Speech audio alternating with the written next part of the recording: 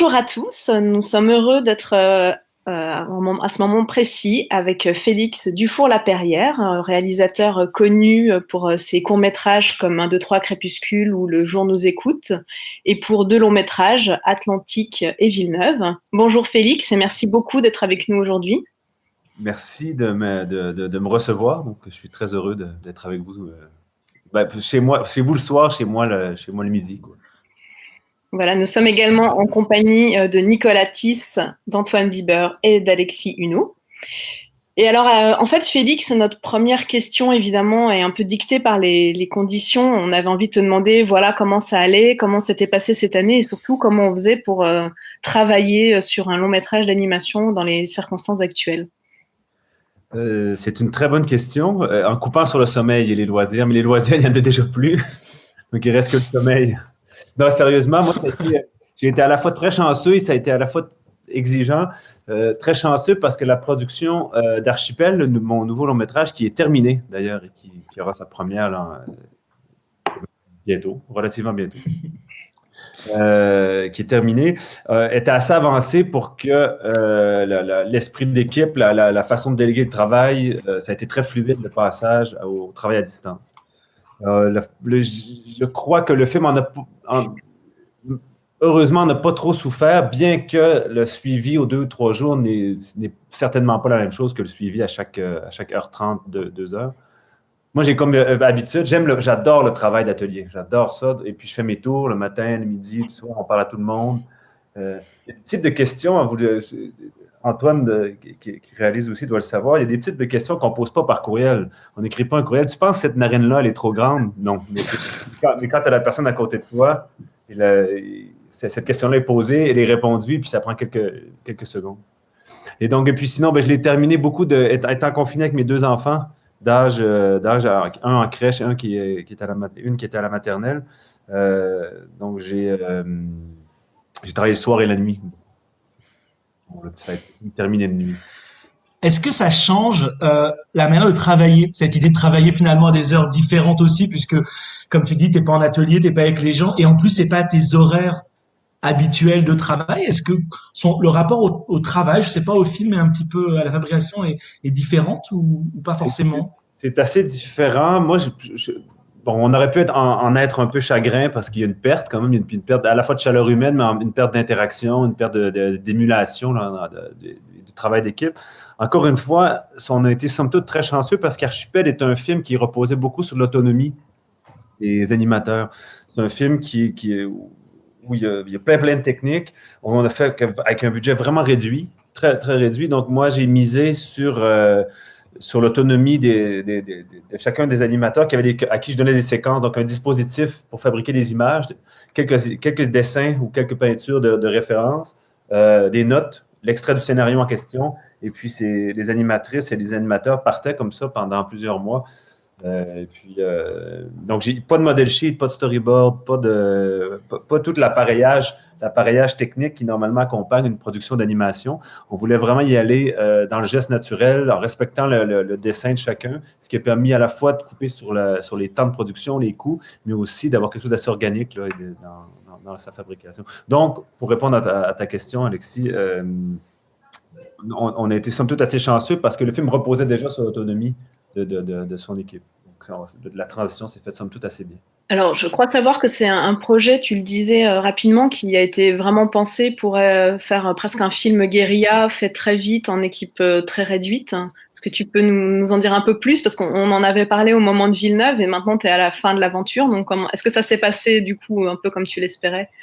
Bien, mieux que je l'espérais, en fait. Ça a été, parfois, dans les offres de financement et de fabrication du cinéma, on reçoit des cadeaux et puis Archipel, c'est vraiment un cadeau. Il s'est écrit naturellement, il s'est financé extrêmement rapidement.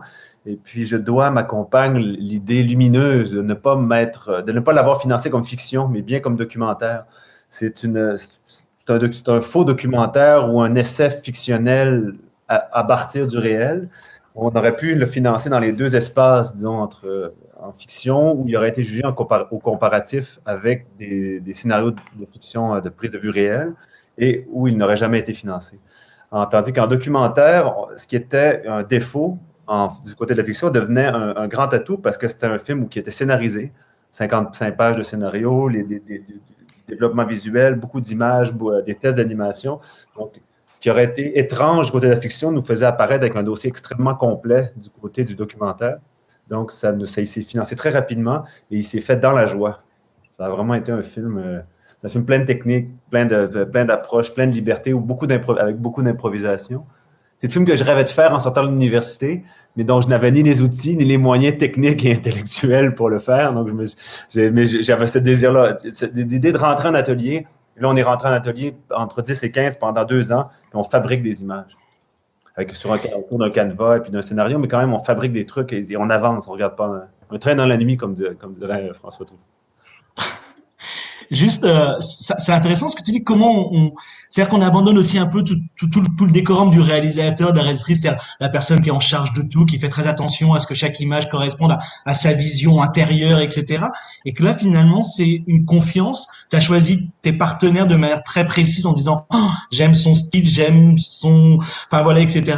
Et d'un seul coup, c'est, allez-y et surprenez-moi et on verra bien ce qui va en sortir. Le scénario était assez détaillé au niveau des dialogues. Donc, il y avait une structure dialoguée assez précise entre un homme et une femme sur 55 pages. Les didascalies, elle, étaient très minimales, donc très peu d'indications à l'image. Des indications, mais somme toute assez peu. Puis ce qu'on faisait au début de chaque séquence, où je déléguais chaque séquence, c'est que donc j'avais, je sais pas, moi, c'est tout dépendant de la technique, mais il y a du collage, il y a de l'animation sur la caméra, il y a de la gravure, il y a plein de trucs. Donc, j'avais fait quelques images. J'avais une banque de références aussi pour accompagner la fabrication des images. J'avais l'extrait du scénario, plus, disons, 2 ou 3 pages ou 4 pages, tout dépendant de notes, d'explications pour qu'est-ce qui se passe, qu'est-ce qu'on voit. Mais une fois que ça s'est lancé, il y avait beaucoup de place à l'improvisation, beaucoup de place à l'essai. Puis l'idée, c'était vraiment d'avancer, de pas corriger 28 fois un damné cycle de marche.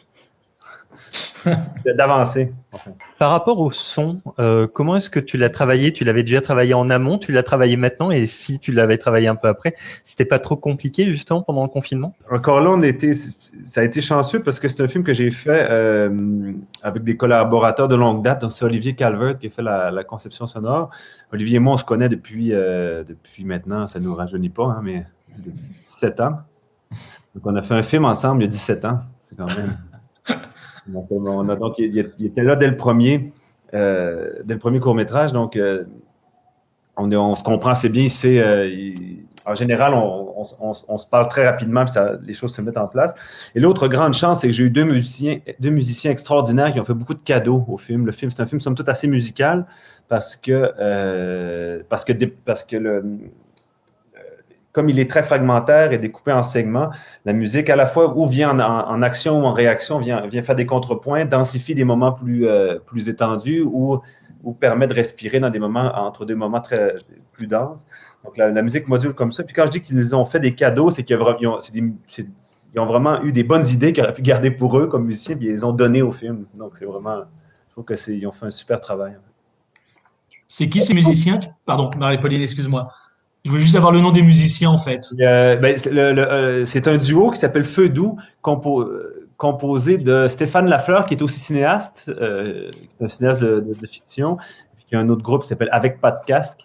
Et puis Christophe Lamarche-Ledoux, qui est un musicien aussi qui a des différents projets, mais assez connu au Québec, en fait. Organ Mood, Chocolat, et puis en tout cas, quelques projets comme ça. Mais c'est des super qui ont vraiment été généreux, qui ont fait un très beau... Je suis très heureux du travail musical. Oui, moi, j'avais juste envie de te demander que tu nous rappelles un peu de quoi va parler le film, parce que je pense aux auditeurs, on parle d'un film depuis 10 minutes et ils ne savent pas du tout quel va être le sujet. C'est une très bonne question. Je refuse d'y répondre. Non, c'est pas vrai. Avec grand plaisir. Donc, c'est un faux documentaire sur de vraies et fausses îles du Saint-Laurent. Donc, c'est un film qui prend comme prétexte un voyage sur des îles inventées pour parler de ce qui fait territoire, mais territoire autant physique que politique, qu'imaginaire, langagier, culturel. Donc, c'est un film qui parle de ce qui fait chez soi et de ce qui fait territoire, mais c'est ça. Donc, c'est sur le Québec réel et rêvé, c'est un documentaire de voyage dans la psyché de quelqu'un qui se fait au rythme d'un échange entre un homme et une femme. Est-ce que tu as l'impression, depuis que tu fais du long métrage, ton combat, en tout cas pour le Québec et toute cette réflexion politique est encore plus importante. J'ai l'impression que le cours, est-ce que l'idée d'avoir un long te permet plus de dégager des idées, de parler de ces idées-là, que des choses qui étaient, même s'il y avait déjà dans les cours, mais qui n'y avait pas dans les cours forcément? Et je pense que c'est une période de ma vie aussi. Je ne sais pas si c'est une période de ma vie où c'est des questions qui m'occupent encore beaucoup. Le prochain film n'en parlera pas. Le prochain film est vraiment plus politique, mais c'est sur la violence politique. Puis, celui-ci, c'est beaucoup de choses que j'aime. J'avais envie de me faire plaisir, comme c'est un film vraiment que j'ai fait aussi pour me faire plaisir, pour faire plaisir à ceux avec qui on allait le fabriquer. C'est un film où j'ai mis plein de choses que j'aime, quoi. Donc, tout devient une île. Hein. Hubert Aquin, qui est un écrivain québécois, qui s'est suicidé, vieilli à l'écran. Il y a plein de choses. On voit ma grand-mère, il y a plein de choses, en fait, plein de choses que j'aime. J'ai fictionnalisé plein de trucs, mais c'est un film aussi très éclaté et très fragmentaire, mais aussi où c'est un film plein d'affection. J'espère que cette affection et ce plaisir-là sont un peu contagieux. Oui, Antoine, je crois que tu avais envie de poser une question à Félix concernant le passage du court au long. Ouais, pour le passage du court au long, je me posais la question parce qu'il y a, t'es un auteur qui a gardé beaucoup de liberté en passant au long-métrage. Il y a beaucoup de choses, moi quand j'ai vu Villeneuve, qui m'ont évoqué des tentatives qui font plus penser à du court-métrage. Et je me demandais comment est-ce que tu arrivais à garder cette liberté-là, parce que c'est vrai que quand on voit même des auteurs qui ont beaucoup fait de court-métrage, là je pense à Jérémy Clapin par exemple, quand il est passé au long, il y a quelque chose de plus classique peut-être dans l'écriture, où il y a des compromis qui sont un peu plus faits sur certains points. Et toi, j'ai l'impression que tu as gardé une liberté d'essayer des choses, en fait.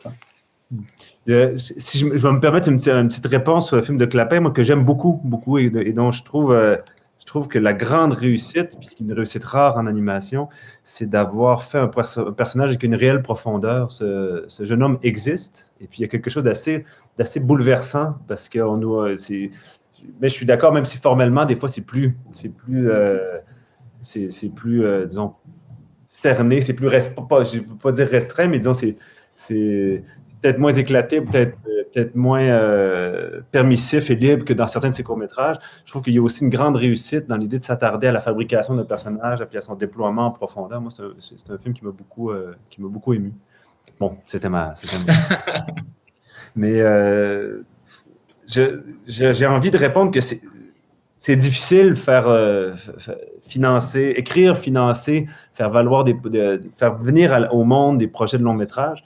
Et puis moi, j'essaie de faire ce que j'ai fait, de conserver un peu de plaisir et de faire ce que j'aime, en fait. Donc, moi, c'est ces façons de fabriquer et de faire du cinéma et de le réfléchir qui me plaisent. Et puis, donc, j'essaie de préserver ça. C'est aussi, pour moi, je crois, une question de sens, parce que je ne fais pas ça pour gagner ma vie, là. Je fais ça parce que j'y cherche un sens supérieur. Et je suis toujours en train de chercher, d'ailleurs, mais je cherche quand même un sens supérieur, ou j'y accorde du moins la possibilité de trouver un sens supérieur à une pratique artistique, aux œuvres. Et donc, ça devient précieux de protéger une grande liberté, de protéger une approche authentique, honnête et exigeante.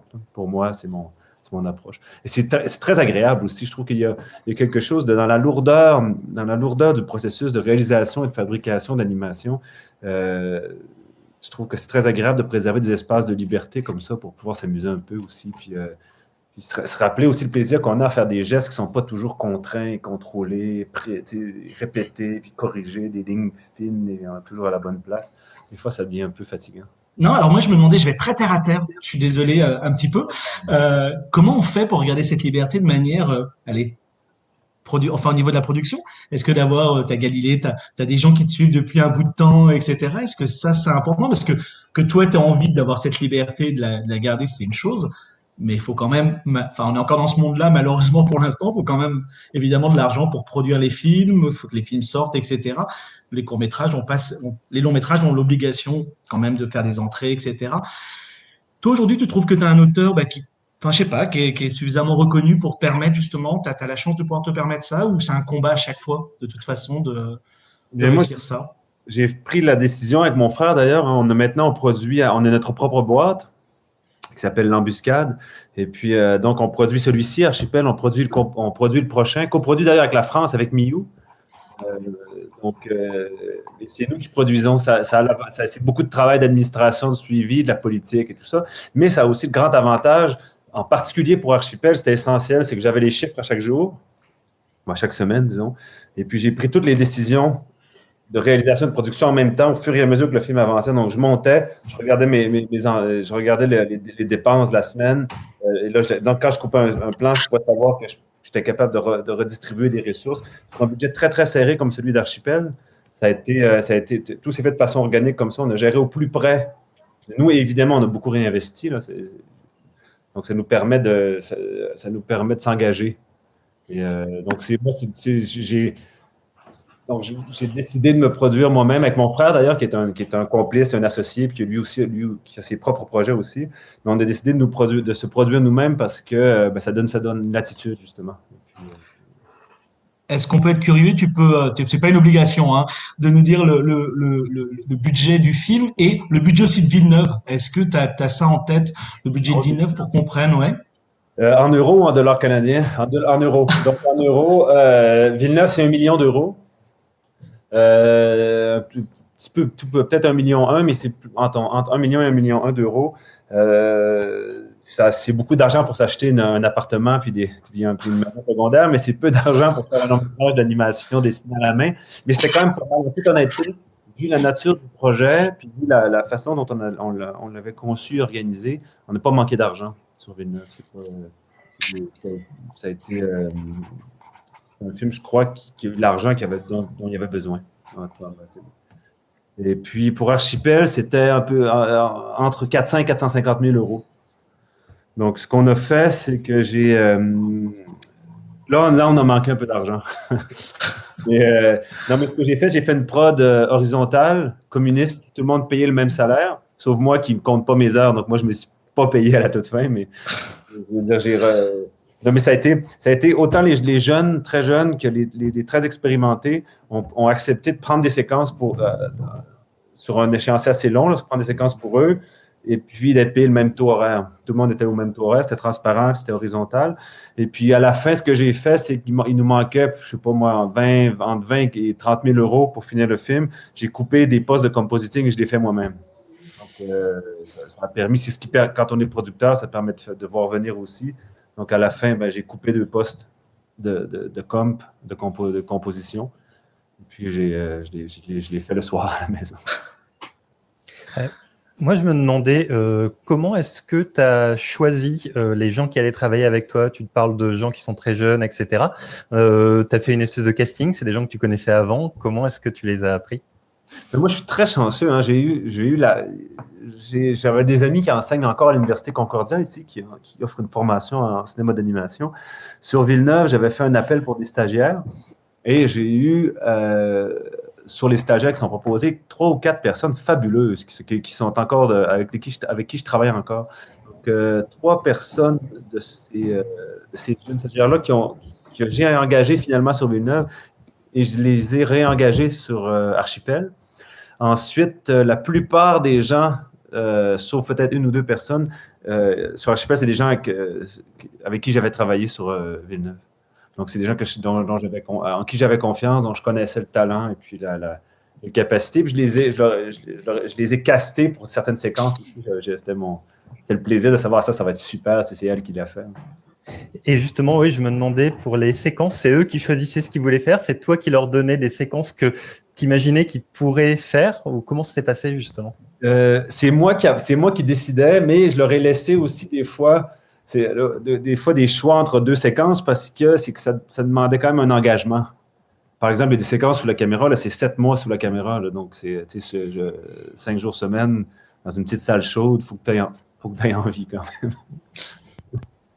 Donc, c'est un film qui s'est fabriqué en équipe et l'équipe a été très généreuse. Donc, j'en suis très. Je suis fier de mon équipe, en fait. Je trouve qu'ils ont répondu très, très bien.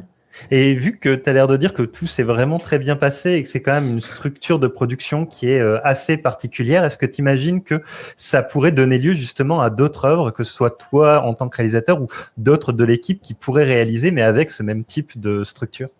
Je leur souhaite. Moi, je sais que moi, ça va prendre du temps. C'est un projet. J'en ai pas deux, j'en ai pas encore un à l'intérieur de moi, un projet comme ça, où, tu sais, avec plein d'envie. J'ai vidé toutes mes. Il y a quelque chose j'ai épuisé plein de désirs en ce faisant. Puis c'est un projet où il y a beaucoup d'improvisation. Donc, moi en ce moment, j'en porte pas un comme ça tout de suite encore. Cela dit, je serais ravi de voir une de mes collaboratrices ou un de mes collaborateurs en pondre un du même esprit. J'aimerais d'ailleurs y participer si jamais ils veulent bien de moi. Juste, c'est intéressant dans une rencontre récente à Fontevraud, donc que tu connais aussi, parce que tu été en résidence, un producteur, je dirais pas, mais disait ah, mais de toute façon, à moins de 8 millions d'euros, on peut pas faire un beau film, un beau long métrage. On se rend compte qu'évidemment, toi, t'en as fait, t'as fait un qu'on connaît, Villeneuve. Je pense que tous les quatre, qu'on aime énormément. Donc déjà, c'est une chose. Tu viens d'en faire un à 450 000 euros. Sébastien Lodenbach a fait un film très beau aussi, a pas beaucoup d'argent. On est d'accord? Est-ce que toi, tu dirais que, bah oui, il y a une possibilité, il y a même au contraire une ouverture de faire un autre style de long métrage d'animation avec aussi des budgets comme ça qui donnent peut-être plus de liberté, comme tu disais? Tout à fait. Moi, mais après ça, c'est sûr que c'est un modèle qui est semi-viable. C'est-à-dire que je ne peux pas en faire un. Là, j'ai pas assez bien payé mes collaborateurs pour enchaîner sur les mêmes tarifs. D'ailleurs, là, je suis en pré-production pour le prochain. Puis la même personne, je la paye 45% de plus là, sur la nouvelle production là, parce que là, c'est un autre régime, c'est un autre truc. Puis même si le financement n'est pas complété, c'est un autre type de projet. Puis je ne peux pas lui demander de faire ce sacrifice-là sur deux projets consécutifs. Donc, c'est à la fois possible et à la fois exigeant pour tout le monde. Je pense que faut que ça soit ponctuel. À très peu d'argent comme ça, je pense qu'il faut que ça soit ponctuel parce que les gens donnent beaucoup. Oui, finalement, ça marcherait beaucoup mieux peut-être sur des projets politiques dans lesquels les gens croient vraiment. Il faut vraiment croire dans le projet et être happé par ce que tu écris finalement ou parce que les gens écrivent pour pouvoir aller jusqu'au bout. Puis avoir le plaisir, comme c'est un espace quand même de liberté, et puis c'est pas des contrats habituels. Là, je veux dire, animer, il animait plein de trucs que tu n'animes jamais dans un studio commercial, donc c'est quand même chouette. Mais moi, je crois aussi, c'est le défi. Hein. Moi, si je suis à la fois très inquiet pour le cinéma comme industrie, la forme d'art conserve toute sa pertinence après ça. Donc, nous, comme cinéaste d'animation, j'ai l'impression que la question qui se pose, c'est qu'on ne peut pas basculer dans les formes longues, dans un strict artisanat. C'est-à-dire que c'est pas intéressant de prendre 15. Certains le font, c'est super, mais moi, je trouve que c'est trop long de prendre 15 ans pour faire un film soi-même dans le strict artisanat. Il y a quelque chose de mortifère dans l'idée de conserver le même projet pendant 15 ans. On évolue, on change. En tout cas, le monde change. Moi, c'est ma sensibilité, là, celle des autres, je la respecte évidemment. Là, si quelqu'un veut prendre 20 ans pour en faire un, il n'y a pas de problème. Mais moi, j'aime que le cinéma qui réfléchit, donc nécessairement qui avance. Donc, on ne peut pas être dans le strict artisanat, mais je pense que si on est capable de conserver un petit peu d'espace au milieu, donc sans nécessairement toujours viser 8 millions d'euros, mais avoir un petit peu d'espace justement pour payer nos collaborateurs, pour avoir un peu de marge de manœuvre, je pense que la forme d'art est sauve. On le voit en cinéma de fiction, le cinéma documentaire en ce moment se fictionnalise beaucoup parce que c'est un espace où, avec des budgets disons, modestes, on peut prendre une grande liberté, puis des outils documentaires, la façon de penser le réel du documentaire peut se déployer dans un espace fictionnel aussi, et ça donne des trucs hybrides qui sont l'avenir de la forme d'art, à mon sens. Donc, aux cinéastes d'animation, de trouver des façons de déployer ça aussi. Je n'ai pas toutes les réponses, là, mais... Oui, alors moi j'avais envie de faire une petite digression puisqu'on parlait de production. En fait, j'ai vu qu'avec Embuscade, tu fais pas que produire tes films, en fait, tu produis aussi des autres courts-métrages. Quelle était l'idée là? Enfin, je sais pas, il y avait l'envie aussi d'accompagner des réalisateurs, justement comme de transmettre quelque chose. Bien, c'est surtout une joute intellectuelle, en fait. Le vrai plaisir, c'est de voir naître des projets, de les accompagner, d'apprendre aussi de la démarche des autres. Moi, là, je produis en ce moment le premier long métrage, un documentaire, un premier long métrage d'une jeune cinéaste que j'aime beaucoup, qui s'appelle Myriam Charles, Et puis, c'est très formateur d'être dans l'intimité d'une pensée, d'une démarche, d'une écriture. Je trouve que donc j'ai beaucoup appris. Je le fais par plaisir, par affection pour les œuvres aussi. En fait, on n'a pas de plan d'affaires. On produit des films qu'on aime puis des gens dont on apprécie le travail. Et puis, mon frère et moi, donc on choisit. C'est comme ça qu'on choisit les projets. En fait, des gens avec qui on a envie de travailler, des projets qu'on aime. Puis, on le fait. C'est assez peu payant au final. Donc, on le fait surtout par intérêt. Par intérêt, pour garder le studio en vie aussi, pour garder notre compagnie en vie, et par intérêt artistique puis intellectuel. C'est formateur. Je trouve qu'il y a quelque chose de vivant. Surtout en période de confinement, moi j'ai eu l'impression pendant quelques mois de croupir dans mes vieilles eaux usées, là, de penser toujours les mêmes choses. Puis là, ça m'a fait du bien d'en sortir un peu. Passer à la librairie, je m'en suis sorti un peu.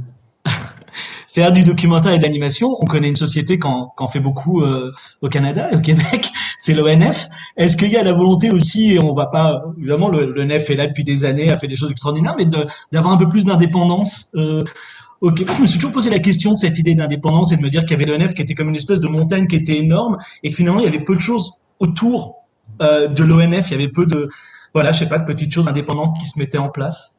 Bien, il y a certainement une volonté de faire des choses ou en parallèle, mais des choses différentes. Et puis, l'ONF, une structure qui a une force de frappe, mais qui a une certaine lourdeur administrative aussi. Là, il y a des modes de fonctionnement qui sont ceux d'une institution, donc avec son rythme, avec ses contraintes. Il y a des grandes forces, sont capables il y a une force de frappe, il y a une puissance dans cette institution-là. Et il y a aussi des lourdeurs et puis Donc, je pense que pour une plus petite structure, ça nous convient, je pense, d'être un peu plus vif, un peu plus pouvoir être un peu plus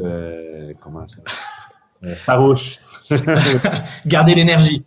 C'est ça. Et toujours sur la question documentaire et animation, justement, c'est pas nécessairement, c'est pas pour tout le monde deux formes qui peuvent se marier ou qui collaborent facilement. Pour toi, est-ce qu'il y a une véritable réflexion derrière l'idée de marier animation et documentaire, ou de pouvoir faire les deux, ou de collaborer à l'un et à l'autre, ou est-ce que c'est quelque chose qui est complètement naturel? Ouais. Pour moi, ça rejoint. C'est drôle, j'y ai pensé récemment. Donc, j'ai une réponse toute prête parce que j'ai me suis posé la question récemment. Mais c'est un rapport au réel. Moi, ça rejoint, me questionnant exactement sur ce sujet-là, ça rejoint une autre question plus profonde. Pourquoi j'aime le cinéma? J'aime le cinéma comme espace mental. Je suis allé approuver mon DCP d'Archipel récemment, puis j'ai adoré voir le film en salle, ça m'a fait du bien d'être dans une salle avec d'autres gens, c'était vraiment bien, ça faisait des mois, puis là, je me suis dit, mais comment ça fait que j'aime ça autant que ça? Et puis là, je me dis, parce que c'est un dispositif qui m'offre exactement ce que je cherche. C'est un espace mental. C'est pas immersif. C'est pas immersif comme dans interactif.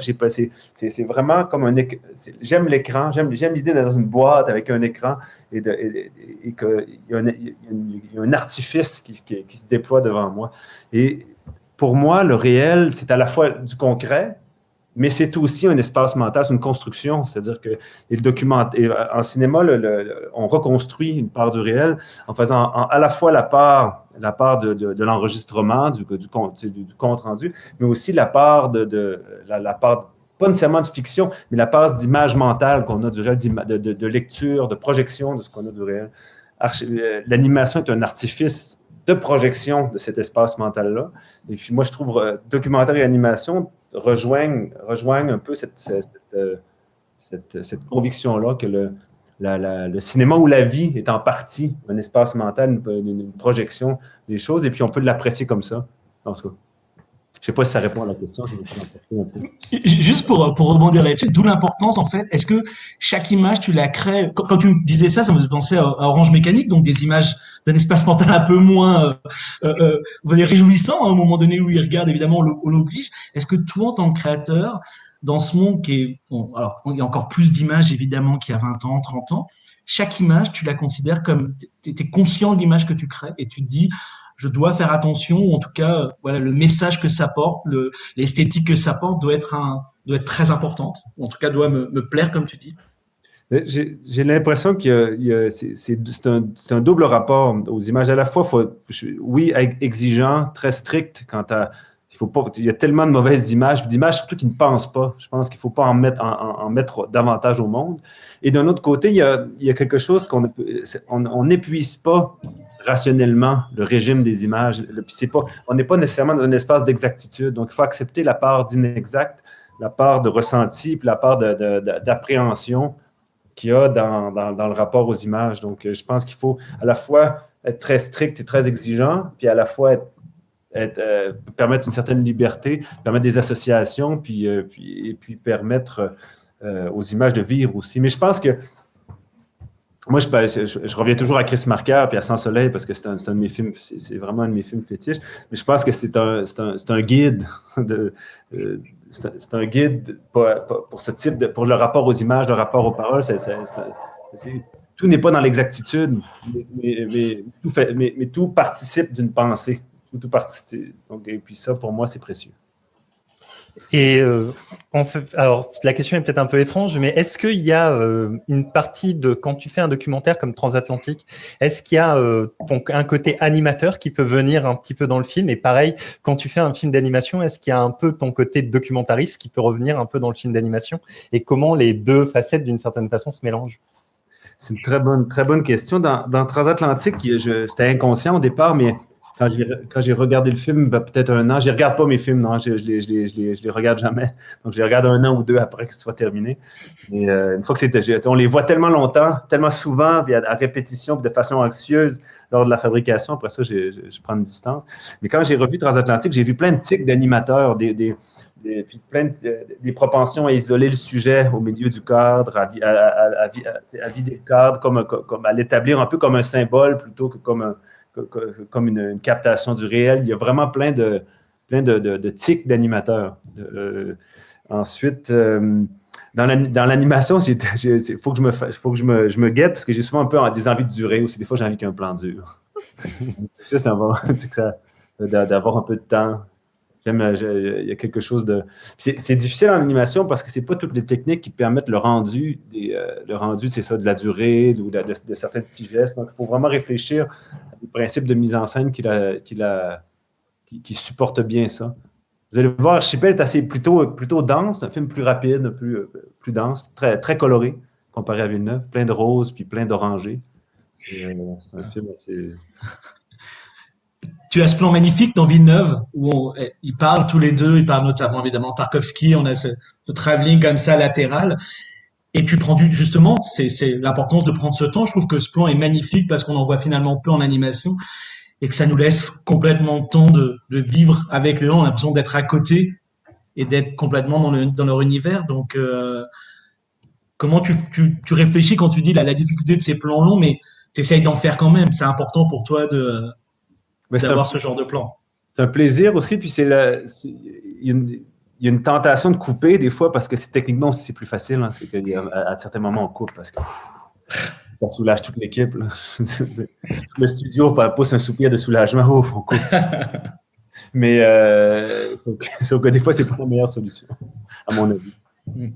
Puis on perd après ça, c'est une question de sensibilité, hein, puis de préférence. Moi, j'aime un cinéma quand même qui peut être très dense, mais qui sait aussi prendre son temps puis profiter de la durée.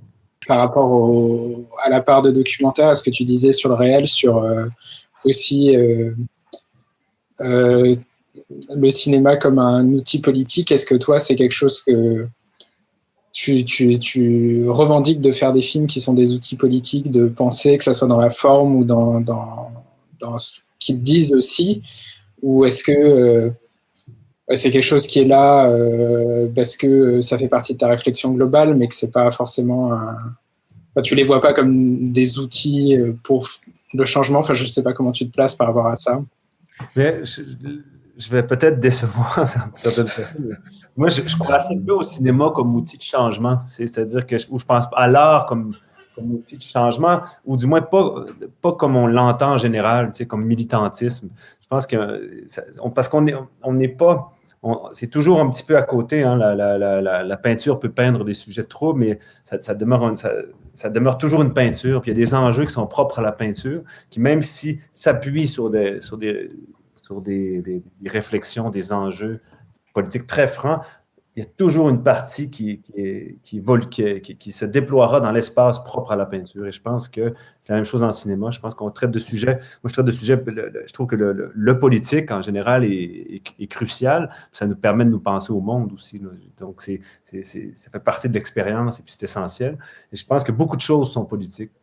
Archipel tente humblement, d'ailleurs, d'intégrer dans un espace politique de l'imaginaire, de l'intime, du collectif, de la mémoire, de la mémoire inventée, du faux comme du vrai, puis de trouver comment à la fois une image de soi, une image des autres, donc puis une image d'un destin commun, ce qui est fondamentalement politique, peut se négocier entre ces différents pôles-là. Donc, à la fois, oui, moi, je veux dire, le politique est essentiel, et j'ai l'impression que c'est...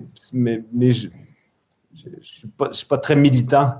Sinon je crois beaucoup, cela dit. Je corrigerais. Je crois beaucoup à une forme de militantisme qui est celle de donner une image juste des choses. On parle beaucoup des enjeux de diversité au cinéma, et je pense que là, il y a un enjeu fondamental. Il faut que les gens et les sociétés aient une image juste d'eux-mêmes. Et en ce moment, souvent, le cinéma ne leur présente pas cette image-là, ou la télévision, quand on parle de la télévision. Et donc, avoir une image juste de soi, une image plus près du réel, de ceux qui font la société, ça, c'est important. Puis ça, c'est politique, à mon sens. Et juste, je me posais la question en pendant d'en parler. À chaque fois que je vois le jour Nous écoute, je pense à un film qui est Sayat Nova de Sergei Parajanov. Je sais pas, voilà, si ça te parle. Et en fait, je me disais aussi, et ça m'intéressait par rapport à la question de. Hein? C'est tout à fait inconscient. Mais c'est plus dans l'idée de poésie. Et j'ai l'impression qu'il y a cette idée, on parlait de politique, que la poésie, alors c'est peut-être un peu, ça va, mais la poésie peut finalement peut-être plus changer le monde. Le fait de pas faire des films forcément complètement ouverts et directs dans l'idée de changer le monde, mais Antoine parlait de la forme, que d'un seul coup, la forme que tu utilises finalement bouleverse aussi notre rapport au monde et comment on est. Et la poésie fait ça. Et je me demandais si voilà, ce rapport à la poésie et peut-être des films plus poétiques dans une vision large. Je ne saurais, j'abonde complètement dans ton sens. C'est difficile à cerner le geste poétique, parce que c'est à la fois, mais disons, pour prendre je me lance, là, donc je vais peut-être me planter, mais disons, on est dans le régime du langage, donc on nomme les choses quand même, on ouvre des champs assez précis, on dit le mot arbre et le mot, je ne sais quoi, là, le mot vent, on est dans des champs très précis, quelque chose qui joue quand même dans la rencontre de ces deux champs-là, quand il n'est pas asservi à la communication ou à l'exactitude, quand il n'est pas dans un rapport d'exactitude, justement, quand il se déploie un peu comme le montage le permet, ou la durée au cinéma, tout ça, quand il se déploie dans un autre espace, produit des choses. Et cette poésie-là, moi, j'aimerais que le cinéma soit comme ça, en fait. Moi, j'aime les films qui visent à établir ça. Ouais, Pauline? Oui, pour rebondir sur le jour Nous écoute, moi j'avais envie de te parler de texte et d'écriture, puisque c'est, enfin, évidemment là, les extraits de poèmes, c'est très beau, c'est très fort. Et je pensais aussi au monologue qu'il y a dans Villeneuve, où là tout à coup le texte, enfin on entend rarement des textes aussi forts au cinéma. Donc voilà, j'avais envie de te parler, on parle beaucoup évidemment d'images et de formes, mais j'avais envie de parler d'écriture et de texte. Je vais revenir à l'idée de plaisir. C'est sûr que moi, j'aime beaucoup écrire. Donc, j'écris. Je suis d'abord un lecteur. Avant même de dessiner, moi, j'ai dessiné sur le tard. J'ai été un grand lecteur d'abord et avant tout. Puis, donc, j'ai toujours je pense que, je ne sais pas qui disait ça, mais qu'un cinéaste, c'est toujours un peintre ou un écrivain raté. Mais je pense que c'est un peu vrai. Donc, non, je blague, mais donc pour moi, la littérature demeure l'art premier. Donc, j'adore écrire. Puis c'est tellement réjouissant pour quelqu'un qui normalement écrit des scénarios qui seront financés, qui seront ensuite redéployés dans un dispositif de tournage et ainsi de suite. C'est tellement satisfaisant la pensée romantique, cela dit. Je comprends que le travail d'écrivain est différent, mais romantique, dire s'asseoir, d'écrire et d'être devant un objet final. C'est fabuleux, ça. C'est vraiment... c'est pas un objet transitoire comme nos scénarios. Là, donc ça. Non, mais il y a un plaisir de l'écriture, puis il y a un plaisir d'essayer de laisser de l'espace à de la parole aussi à l'écran, au cinéma. trouver la. Archipel est vraiment un film sur la parole. C'est-à-dire que tout le film négocie un rapport entre l'image et la parole. S'il y a quelque chose qui. Et puis, donc quelque chose de durassien. Moi, j'aime beaucoup. Moi,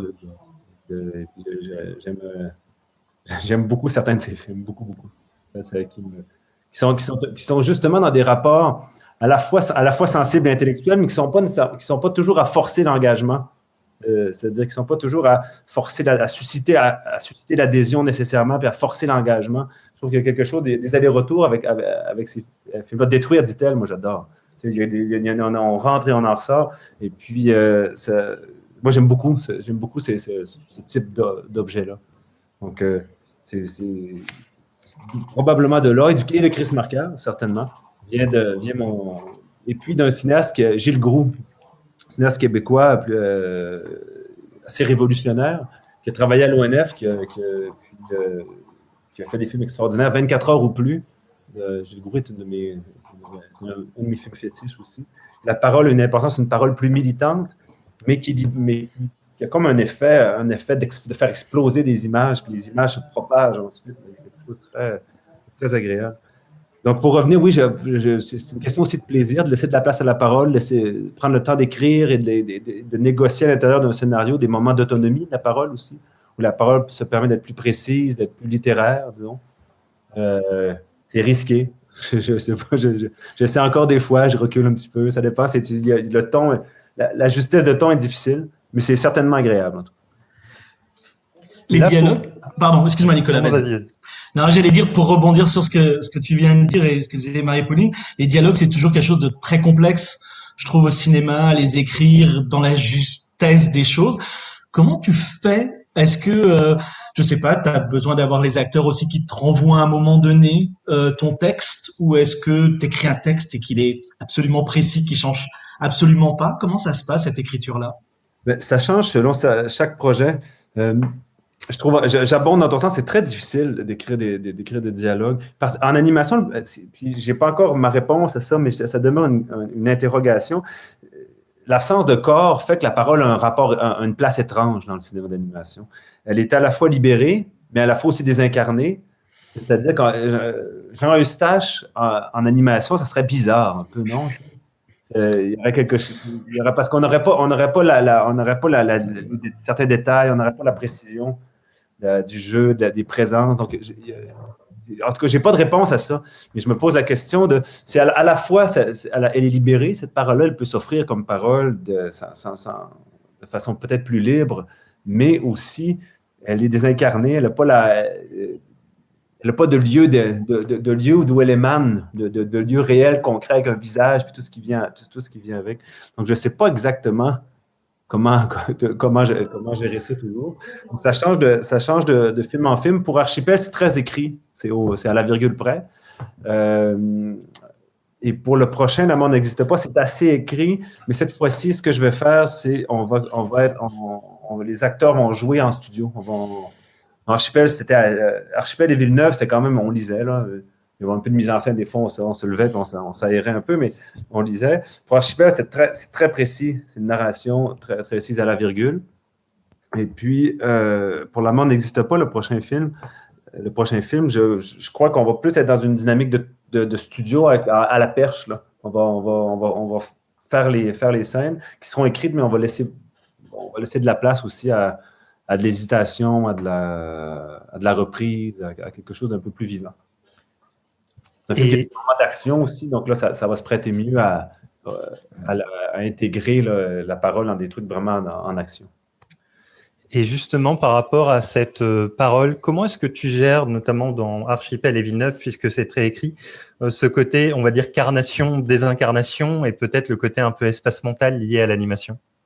C'est difficile, hein? C'est une question très difficile. Désolé. Non, mais c'est Nicolas. On a Nicolas pour les questions vraiment très difficiles. C'est dans l'équipe, tu vois. C'est une question difficile parce que ça a nécessairement des implications à la mise en scène, parce qu'il faut payer le prix du gros plan, du détail, savoir combien de détails on conserve, combien de lignes on garde ici, combien de lignes ici, combien de lignes ici, comment on les fait les cheveux ou on les suggère. on fait juste un casque brun. Il y a tout un enjeu pour, si on décide, si on bascule dans rendre la parole, là, il y a des exigences. Et puis, ces exigences-là, ben, des fois, ont des implications techniques assez importantes. Cela dit, le parti pris de Villeneuve, je ne sais pas s'il était tout à fait réussi, là, mais ça s'améliorera. Mais c'est un parti pris qui est semblable à ce niveau pour Archipel. C'est qu'on incarne la parole par moment, de façon très claire, assez frontale, une bouche, un visage, une bouche qui parle. Puis on se permet après, une fois que la parole est établie, on se permet une liberté à l'image. On coupe souvent, il y a quelque chose de plus allusif. Puis là, il y a quelque chose de plus associatif autour de la parole. Ouais. Il y a peut-être un petit bruit qui va arriver d'ici. Ouais, c'est ça. Mais ça fait partie un peu du moment, du direct. C'est comme si on était vraiment en direct. Voilà, c'est juste un rideau qui se ferme. C'est bon. Non, c'est... Je pensais que c'était des chiens qui appellent. Je me demandais si c'était attaqué.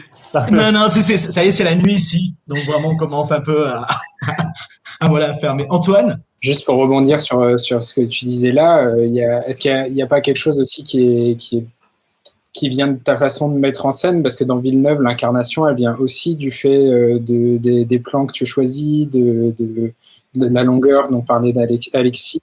Enfin, il y a quelque chose qui vient de ta mise en scène, j'ai l'impression, dans cette parole qui, pour le coup, est assez incarnée dans Villeneuve. Puis, c'est ça, il y a un jeu entre donc le lieu d'où provient la parole, le personnage. Il y a un jeu aussi dans ce qu'il nomme. Dans Villeneuve, c'est ce qu'on avait essayé, c'est qu'à certains moments, la parole nomme quelque chose et ça fait survenir des images. Les images, elles viennent suite à la parole. Et d'autres fois, et les images et la parole sont libres, sont dans un rapport de liberté. Ils flirtent, quoi. Ils s'approchent, ils s'éloignent, tout ça. Des fois, il y a quelque chose de puissant quand même de nommer les choses et elles adviennent. Moi, c'est comme un fantasme. Tu nommes nommer quelque chose, c'est déjà un peu la faire advenir. Là. Donc, en animation, ça nous permet de jouer avec ça. Et dans Archipel, il y a des mots à l'écran, carrément. Là, il y a la pomme est verte. Ben, c'est pas... Et là, il est écrit il y a quelque chose qui c'est animé, évidemment, mais il y a quelque chose qui survient à l'écran. Donc, là, c'était poussé ce rapport-là jusqu'à sa limite, là, jusqu'à sa réalité la plus concrète. Et dans le cas du jour nous écoute, là, les mots ne sont pas de toi. Est-ce que ça change tout ou est-ce que finalement tu te les appropries très facilement? C'est des poèmes d'Hélène Dorion que j'aime, provenant d'un recueil que j'aime beaucoup. Donc c'est très beau, c'était très agréable de travailler. Ce que j'ai trouvé très difficile avec Le jour nous écoute, qui est un film avec lequel j'entretiens un rapport difficile, je dois dire. Mais c'était la première fois et peut-être la seule que j'ai travaillé sur un scénario qui n'était pas le mien, qui est un beau scénario, qui est un scénario de Bernard Raymond, qui est un super cinéaste québécois qui a fait des films que j'aime beaucoup, beaucoup. Puis 20h17 rue Darling, c'est très bien, c'est super. Puis ceux qui n'ont le pas léger meurent sans laisser de traces. C'est un documentariste et un homme de fiction. Donc son scénario était très beau, mais c'était pas le mien. Et puis je ne m'y ai pas tout à fait retrouvé. Et puis en voulant, puis je me suis rendu compte que puis lui, je pense devait avoir ressenti quelque chose de semblable, c'est que à la fois je voulais respecter son scénario, donc je me suis empêché certaines libertés, puis en même temps j'étais un petit peu frustré de ne pas prendre ces libertés-là. Et puis pour moi, c'est un film de transition. C'est étonnant pourtant, puisque on peut y retrouver quand même pas des parallèles, mais avec Rosa Rosa par exemple. Enfin, c'est vraiment un film à toi. C'est étonnant ce que tu dis parce que c'est vrai que moi, tu sais, c'est un film que j'aime beaucoup, Le jour nous écoute, et j'ai toujours eu l'impression que c'était un film qui était aussi très personnel dans ce que tu mettais, parce que j'avais tellement l'impression de retrouver des thématiques, le couple, enfin voilà, mais même la transmission. Il y a ce moment que j'adore dans le bus avec cet homme qui dit, mais vous lisez quoi? Voilà, c'est tellement incroyable que vous lisez ça, que vous découvriez ces mots-là, etc. Et que j'ai l'impression d'avoir cette finesse du mot, comme disait Marie-Pauline, qu'on retrouve encore une fois dans d'autres films que tu peux faire. Et alors, c'est intéressant cette idée de transition. Peut-être que tu peux nous parler un peu plus parce que c'est probablement ça, c'est probablement l'intelligence de Bernard Raymond d'avoir d'avoir écrit un scénario qui était cohérent à la fois dans son désir à lui puis dans le mien.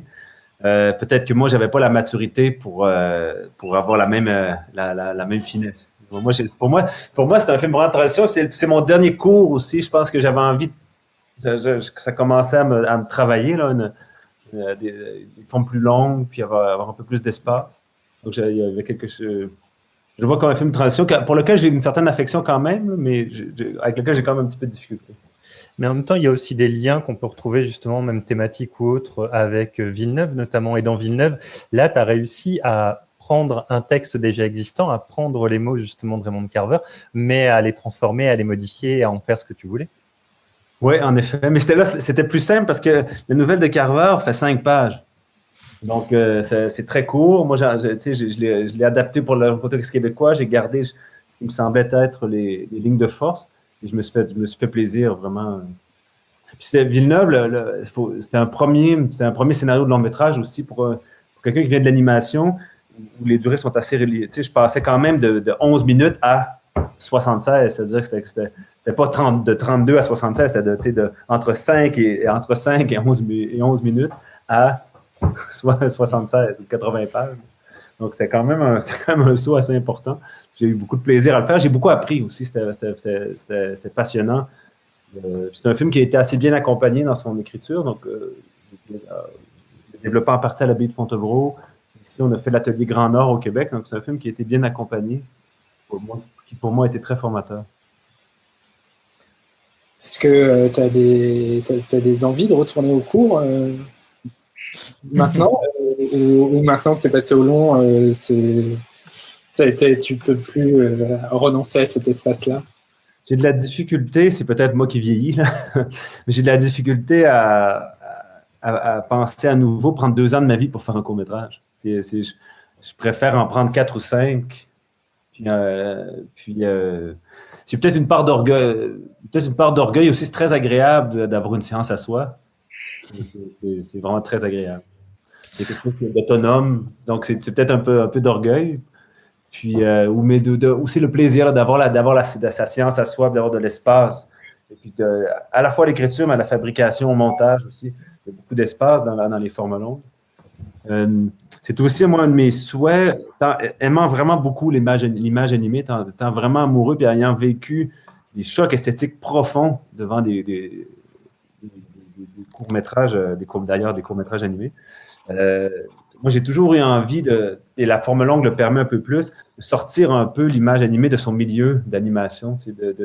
Avec des longs métrages, moi, j'aime beaucoup, je suis très heureux quand mes films sortent dans des contextes généralistes, dans des festivals généralistes, parce que on se frite un peu avec les films de fiction, nos moyens diffèrent, il y a quelque chose de très stimulant.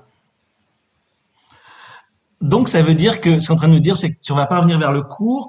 Donc, des films comme M ou Elle, qui étaient plus expérimentaux, un jour, tu vas nous faire un film d'1h15, quasiment expérimental. Je sais pas, hein. Ouais.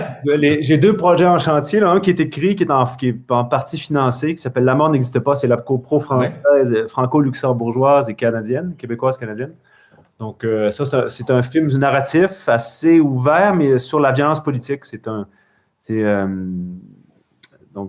attentat politique qui met à mal la structure même du réel. Donc, ça devient un univers un peu magique, disons. Ça pose la question de la violence, des seuils à franchir, de l'engagement. En fait, c'est un film un peu douloureux, tragique. Puis le prochain est un projet un peu plus intello. J'ai acheté les droits c'est une adaptation d'une très belle bande dessinée d'une auteure française qui a été publiée au Québec, qui s'appelle Violaine Leroy. Le livre s'appelle Déranger. Très beau livre, c'est magnifiquement écrit, c'est très beau. Les dessins sont très, très beaux. Puis c'est ça se passe dans le milieu de l'art contemporain avec c'est drôle, elle l'a pas écrit comme ça, elle l'a écrit comme plus sur une question du trouble. Donc, c'est-à-dire que il y a un gardien de musée, un maçon à la retraite, et puis une jeune femme qui sont chacun troublés, qui perdent un peu le contact avec le réel. Et puis leur histoire se mélange, et puis ça aura les résultats que ça aura. Moi, je l'ai lu sur une réflexion, comme une réflexion sur l'art, mais aussi sur les classes sociales, en fait, sur à quelle classe est permis les libertés esthétiques. Puis donc, et j'ai trouvé ça assez tragique, justement, de voir le personnage du maçon à la retraite a des envies d'être Yves Klein, quoi. Il a envie d'être Marcel Duchamp ou d'être Yves Klein. Il a envie de vivre, d'être situationniste à l'os, là, mais ça ne lui est pas permis. C'est un maçon. Un maçon immigré, donc ça lui est interdit. Mais donc, il y a quelque chose d'assez douloureux et de très beau. Là, donc, ça, c'est au tout début. Là, je viens d'acheter les droits et puis je commence à écrire. En fait.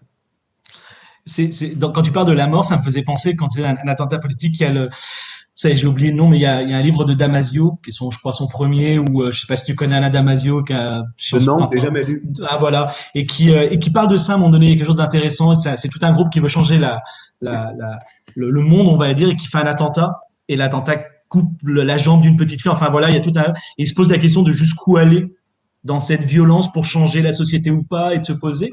Est-ce que c'est un peu ça, là, le film La Mort, ou pas du tout, ou t'es dans autre chose? C'est les justes d'Albert Camus rencontre Alice au Pays des Merveilles. D'accord.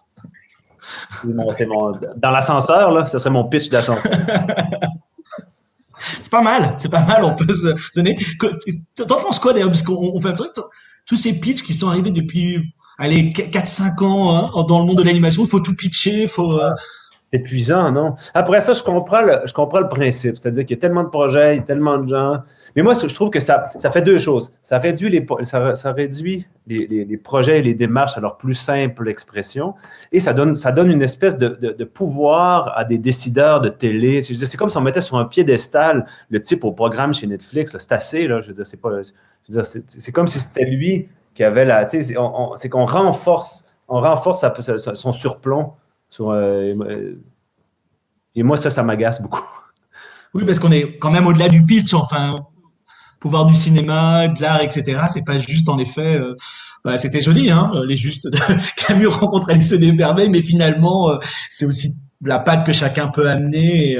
C'est parce que souvent, quand je pose la question, c'est vrai, je sais pas si mes camarades aussi posent, mais c'est vrai je sens un agacement chez les réalisateurs, les réalisatrices de ces pitchs, ou de se dire maintenant on peut plus faire autrement quasiment nos prods, on va toujours vers ces pitchs-là, on veut avoir les pitchs de tel ou tel festival, et j'ai l'impression que des fois ça vous enlève un peu d'énergie des fois que vous pouvez mettre dans le film.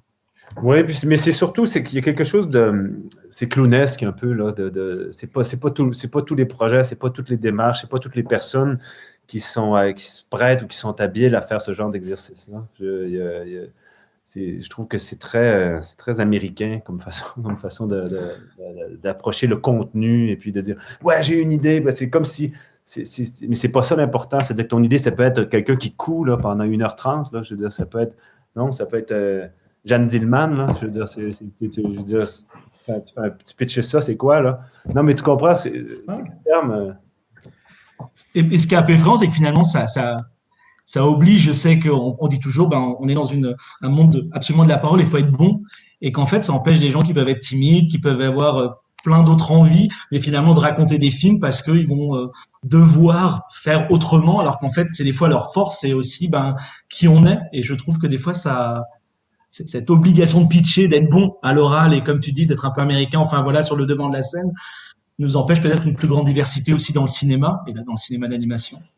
C'est peut-être la chance, là, et là, je vais contre ce que j'ai dit tout à l'heure, c'est peut-être la chance du court-métrage, parce que quand même, il y a façon de défendre des courts-métrages dans des formats inhabituels. C'est-à-dire qu'on peut faire quand même, ça peut être presque pas scénarisé, mais beaucoup, beaucoup, beaucoup d'images. Ça se défend très, très bien dans une commission de court-métrage.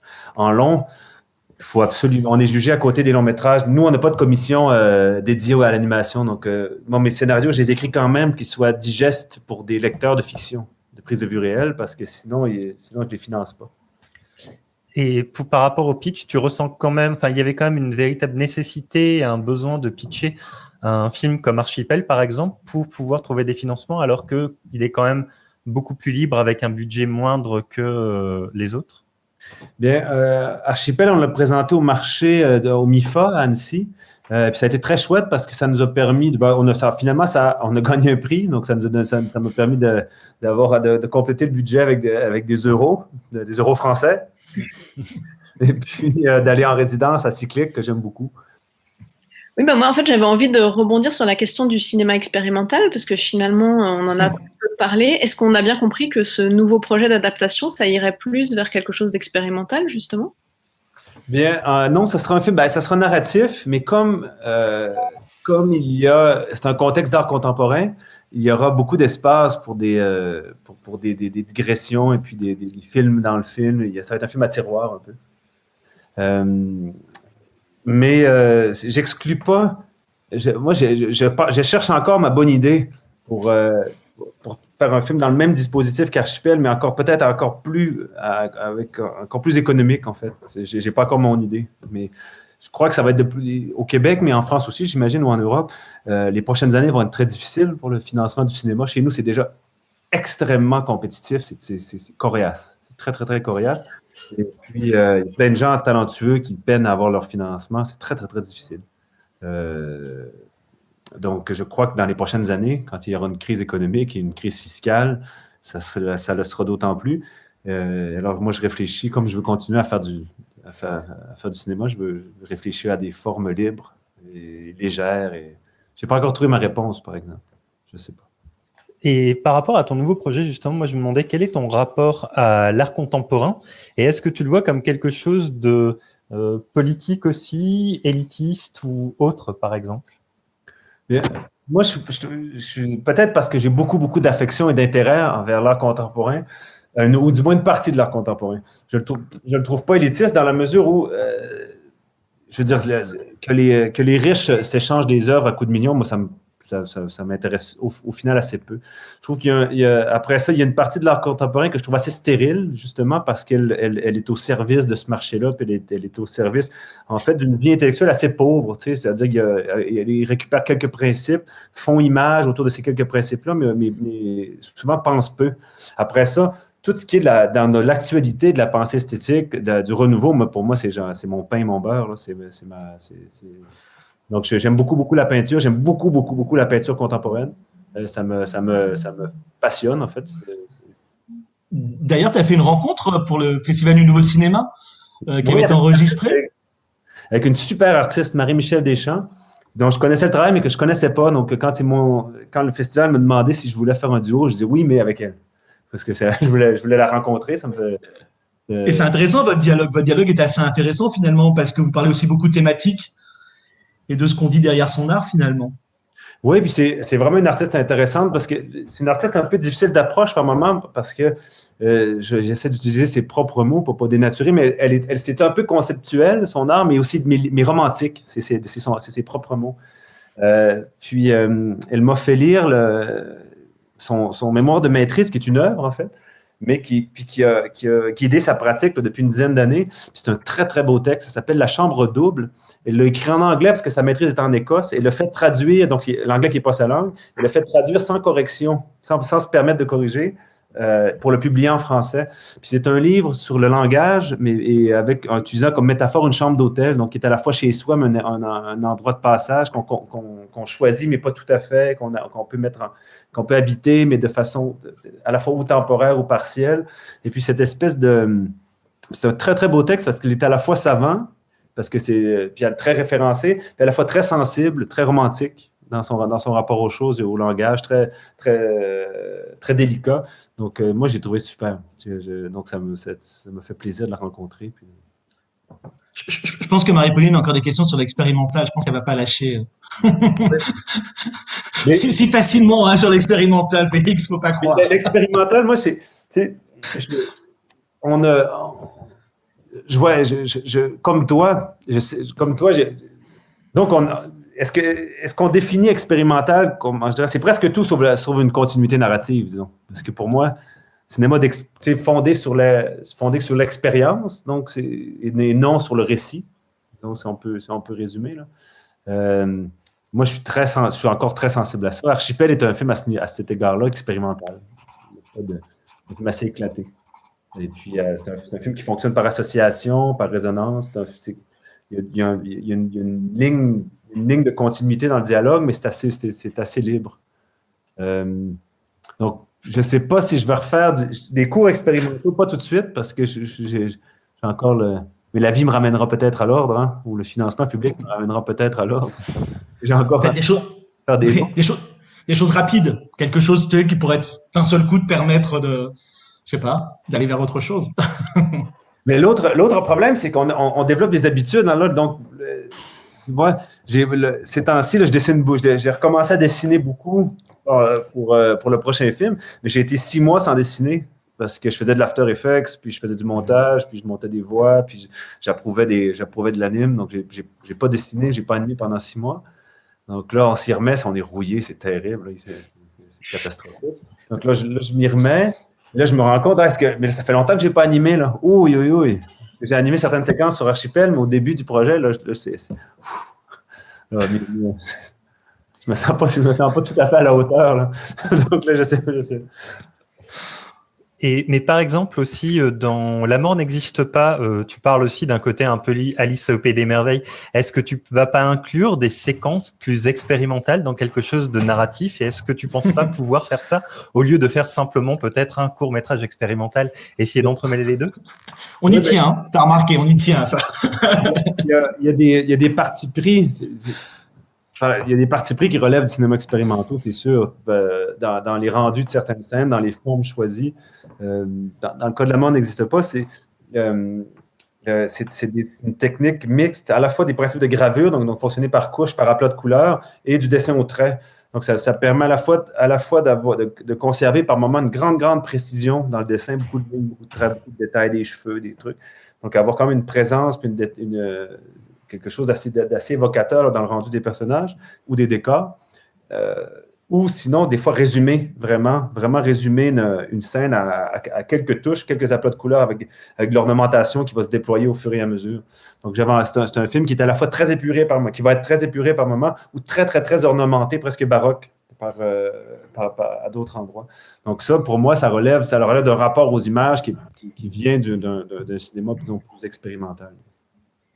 Mais je crois que si on insiste, enfin si en tout cas on a beaucoup parlé, c'est que j'ai l'impression depuis le début qu'on parle, il y a un mot qui revient souvent, qui est je recherche, j'ai pas encore trouvé. Et donc ce côté expérimental que t'as quand on regarde ta filmographie entre tiens transatlantique, je vais aller partir sur un bateau et je vais faire un documentaire en prise de vue continue, puis tiens je vais faire de l'expérimental et tiens là je vais faire du narratif.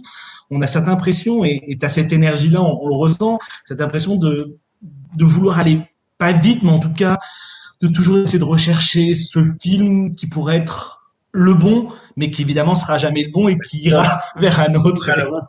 Mais moi, mon rêve, c'est de faire un bon film, tu vois. J'en rêve vraiment fort. Hein. C'est vraiment. En fait, mais je pense que beaucoup d'artistes ont ça. On voit, moi, c'est sûr que je veux reproduire des expériences esthétiques fortes. Là. Je veux dire, si je pouvais. Moi, je me rappelle quand j'ai vu Sans soleil au cinéma. Là. Oh, aïe. Ma foi du bon Dieu.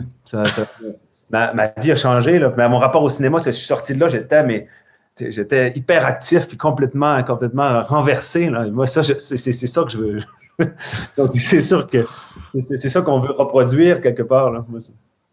Mais je suis pas sûr que, sincèrement, enfin, c'est pas pour. Là, on est ensemble et voilà, mais je suis pas sûr qu'avec Villeneuve, par exemple, tu réussisses pas quelque chose. Alors, je sais pas si c'est ton Sans soleil, peut-être que ça va prendre plus de temps. Moi, je sais que moi, ça m'arrive avec Playtime de Tati, par exemple, où je suis sorti en disant juste que j'avais l'impression de redécouvrir le cinéma. Et je pense que aussi, c'est à des moments de notre vie, on a l'impression que des choses vont nous bouleverser plus que d'autres. Et je pense que Villeneuve, par exemple, le fait d'ailleurs que pour moi, il était et je te ferai pas commenter là-dessus, mais qu'il était hors compétition à Annecy, qui est donc notre gros festival, enfin pas hors compétition, pardon, mais dans une compétition à part, et t'inquiète pas, je te demanderai pas de commentaires là-dessus, mais alors qu'il me semblait que justement, c'est un film qui peut bouleverser des gens en le voyant parce qu'ils n'ont pas l'impression qu'en long métrage d'animation, on peut faire ça. Et que Si j'ai perdu mon corps, par exemple, a vraiment marché, c'est aussi grâce à ça. Alors plus classique, donc voilà, mais moi j'aurais adoré que Villeneuve soit montré justement, comme tu dis, dans une sélection avec des choses plus classiques, et que d'un seul coup, je pense que ça peut bouleverser des gens de se dire « Ah, mais on peut faire ça aussi, j'ai le droit, quelque part, de faire ce genre de film aussi en long métrage. » Moi, c'est une conviction profonde, on a le droit. Parce qu'il y a quelque chose là, c'est la lourdeur de la production, mais il y a quand même, je veux pas dire un retard, mais il y a une pudeur au moins, pour le moins une pudeur dans le cinéma d'animation de long métrage, à regarder. Je veux dire, le cinéma de fiction prend toutes les libertés possibles. Le long métrage de prise de vue réelle prend toutes les libertés possibles. Je veux dire, entre un cinéma asiatique de la durée et puis je veux dire, tout est possible. Là. Puis entre Simon Yang qui filme le même visage pendant une demi-heure, et moi j'adore Stray Dogs, là, j'adore ça, c'est boule. Donc il faut un Stray Dogs de l'animation, là, je pense. C'est une bonne chose, ouais. Ça serait une bonne chose. Une bonne chose. Mais donc, puis le documentaire qui maintenant se permet tout et son contraire aussi, puis ce qui est très, très, très bien, ce qui est réjouissant. En animation, je pense faut qu'on y arrive aussi. Là. J'ai l'impression. Le court-métrage, c'est le cas, en fait. Hein, là, ici, dans le court-métrage, c'est chose faite. Donc, les exigences de production, de financement retardent ça ou, disons, l'empêchent en partie là, pour le long, mais je pense que c'est pas moins envisageable. Marie-Pauline, je sais pas, est-ce que... Sinon, moi, je suis désolé, je sais pas. Ou Antoine, vas-y. J'avais une petite question, parce que là, tu nous as parlé beaucoup d'œuvres qui t'avaient impacté, et je me demandais un petit peu comment est-ce que maintenant tu te nourris? Est-ce que pendant que tu fais un film, tu te nourris d'œuvres d'autres personnes? Quel est ton rapport à la production d'autres gens, et surtout en période de création, en fait? Bien, j'aurais une réponse idéaliste, une réponse honnête. La réponse idéaliste, c'est que j'aimerais être un grand lecteur. J'ai écouté plusieurs films. Je suis abonné à Mubi, à Criterion, à tout ça. Donc, j'ai 2 enfants. Je travaille toujours, tout le temps. Donc, dès que mes enfants sont couchés, je retravaille. Donc, en fait, là, je m'y remets un peu, mais il y a des périodes où je peux malheureusement... Mais surtout que les cinémas sont fermés. Avant, ce qu'on faisait avec ma compagne, c'est qu'on couchait des enfants, puis on s'échangeait. On allait voir un film, un restait à la maison, puis l'autre revenait. Puis on faisait ça le soir. On allait voir le même film, tu vois, mais à deux séances différentes en se croisant. Comme on est cinéma pas loin de la maison, donc ça nous permettait d'en parler ensuite. Avec 2 enfants et le confinement, j'essaie quand même d'être au fait. Récemment, tu vois, j'ai fait des jurys, donc c'était chouette. Là, j'étais sur le jury de la compétition du Festival du Nouveau Cinéma, donc j'ai vu tous les courts-métrages de la compétition. Mais et puis je lis beaucoup, donc je lis le soir avant de me coucher. C'est très concret dans la vie. Je suis levé entre 5 et 6 avec mes 2 enfants. Je fais des crêpes, genre. Puis après ça, je vais les porter à la garderie puis à l'école. Et puis après ça, je reviens. Puis là, comme mes autres amis, pères de famille, je pitonne sur mon ordinateur fiévreusement jusqu'à temps que tombe l'heure d'aller les chercher vite et de faire le souper. Marie-Pauline comprend bien tout ça. Alors, j'ai posé une question qui est peut-être un peu, mais pas provocatrice, pas ça, mais est-ce que tu n'as pas peur à un moment donné, ou est-ce que justement c'est aussi dans ce nouveau rapport au monde avec tes enfants ou quoi que tu vas trouver je sais pas, des choses à dire, mais est-ce qu'il n'y a pas peur de se trouver déconnecté un petit peu quand on est finalement tout le temps dans ce même rapport-là? Certainement, c'est sûr. Puis ça, je pense que ça nous guette tous et toutes. Cela dit, moi, j'ai 2 convictions. C'est qu'il y a à la fois une actualité puis une inactualité des choses. C'est-à-dire qu'il y a des choses qui sont pérennes, puis il y a des choses dont l'actualité revient ou se rejoue à différents moments. Deuxièmement, je crois que les arts se nourrissent entre eux. Donc, moi, aimant beaucoup la peinture puis étant un bon lecteur, je crois qu'au final, j'essaie de négocier mon chemin. Et puis, la conviction peut-être la plus importante, c'est que les intuitions qui sont à la base des engagements qui sont filiaux, qui sont amicaux, qui sont amoureux, ou qui sont politiques, ou qui sont esthétiques et artistiques, ces engagements-là se répondent, ils se nourrissent. Moi, je pense que c'est des engagements qui sont connexes, en fait, puis qui naissent dans un espace proche et qui se déploient, mais avec quelque chose à leur cœur qui est assez proche. Donc, je me dis que j'espère ne pas trop. Et Nicolas, justement, moi, oui, je me demandais, au lieu pas pendant la création, mais pendant la préparation, est-ce que si quelqu'un, tu discutes avec quelqu'un et que tu dis, je vais faire un film qui va parler de ceci, de cela, et qui dit, ah, ça me fait penser à ça, est-ce que tu vas avoir tendance à aller le voir? Est-ce que tu as vu des choses, par exemple, pendant la préparation d'Archipel, ou est-ce que tu as lu des choses? Et est-ce que ces choses que tu as pu lire ou voir ont justement pu influencer même la préparation du film ou l'écriture des dialogues ou autre? Ben, c'est une très bonne question. Il y a des trucs que je ne revois pas parce que je ne veux pas les avoir trop frais en mémoire pour pas être dans la redondance. C'est-à-dire que j'ai comme eu peur de revoir certains films de Duras, puis peur de revoir le film de Gilles Groult, 24 heures ou plus. J'ai eu peur de le revoir. Je me disais, ah, merde, je l'ai tellement en tête. C'est sûr que si je le revois, il va je vais balbutier, puis je vais sortir une phrase de Gilles Groult. Là, tu sais, ça va être catastrophique. Mais j'ai revu Sans Soleil parce que je me disais, est-ce que je vais aimer ça encore? Tu sais, là, je l'ai revu, parce que je l'ai aimé encore, donc ça m'a fait vraiment plaisir. Puis, je savais que, de toute façon, c'est une œuvre plus distante, tu sais, donc plus loin de moi, puis que je regarde un peu de... Donc, je sais que je ne peux pas copier Sans Soleil contre mon gré. C'est-à-dire, tandis que Gilles Groult, par exemple, je me suis dit, je peux trébucher, puis à un moment donné, je vais dire une phrase de Gilles Groult sans m'en rendre compte. Tu sais. Donc, des fois, j'ai un peu de pudeur comme ça. Mais sinon, je pense que comme tout le monde, on se rend compte. Moi, ce qui m'a manqué d'ailleurs dans le confinement, puis ce qui m'a un peu pesé par moment, c'est qu'on se rend compte qu'on nage un peu dans les mêmes vieilles idées usées des fois. Là, puis juste la rencontre, énoncer ce à quoi on réfléchit. Déjà c'est un appel d'air. C'est-à-dire parce que lorsqu'on l'énonce, ça change. On s'entend parler des fois, puis c'est pas exactement ce qu'on pensait. Et puis là, donc c'est que ça débloque un processus de pensée, puis ça évolue. Puis là, puis évidemment, le dialogue, la rencontre, d'autant plus. Donc, moi, ça m'a manqué pendant le confinement. Et tu parlais aussi justement de la bande dessinée de Violaine Leroy, ton rapport à la bande dessinée, comme on parlait de l'écriture, donc là de l'écriture avec de l'image justement aussi. Qu'est-ce que tu lis en termes de bande dessinée? Est-ce que tu lis un petit peu de tout? Et est-ce que ça aussi, ça peut influencer un petit peu ton rapport aux images, justement? C'est une excellente question et j'ai une réponse très ingrate. Je suis un mauvais lecteur de bande dessinée. Je ne trouve pas mon compte. J'y trouve très rarement mon compte. C'est-à-dire que où je trouve que c'est très bien écrit, mais visuellement, ça me satisfait pas. Ou souvent, puis je suis pas un lecteur assidu, donc j'ai plein de trucs que je connais pas. Hein, donc, c'est pas du tout un jugement critique, c'est vraiment plus un commentaire sur mes habitudes de lecteur, mes mauvaises habitudes de lecteur. Et où des fois, je trouve que c'est très beau, mais que c'est un peu découpé de façon classique, puis qu'au final, le récit m'intéresse peu. C'est pour ça que quand je suis tombé devant le livre de Violaine Leroy, c'est mon frère Nicolas qui me l'a fait lire. J'ai été ébloui.